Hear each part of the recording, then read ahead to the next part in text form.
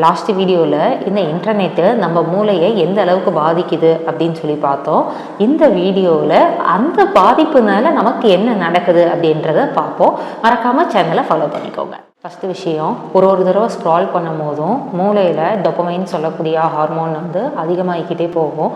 இந்த ஹார்மோன் அதிகமாகிறதுனால என்ன ஆகும்னா, நம்ம போதை பழக்கத்துக்கு அடிமையாகிற மாதிரி இன்டர்நெட்டுக்கு அடிமையாகிக்கிட்டே போகிறோம்.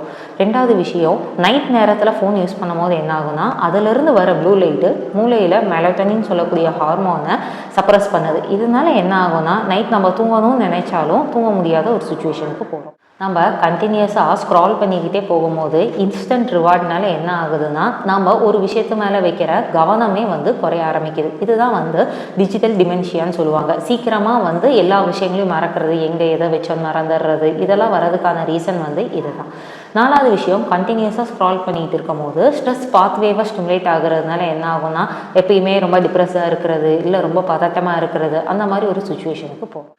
அஞ்சாவது விஷயம், டிஜிட்டல் ஓவர்லோடுன்னு சொல்லுவாங்க. அதாவது ப்ரீஃப்ரான்டல் கார்டெக்ஸுக்கு நிறைய இன்ஃபர்மேஷன் போகிறதுனால என்ன ஆகுது அப்படின்னு சொல்லி பார்த்தீங்கன்னா, சீக்கிரமாக நம்ம ரொம்ப இரிட்டபிள் ஆகிறது, ரொம்ப டயர்ட் ஆகிறது, இந்த மாதிரி விஷயங்கள்லாம் நடக்குது. இதிலிருந்து எப்படி வெளியில் வரலாம் அப்படின்றத நெக்ஸ்ட் வீடியோவில் பார்ப்போம்.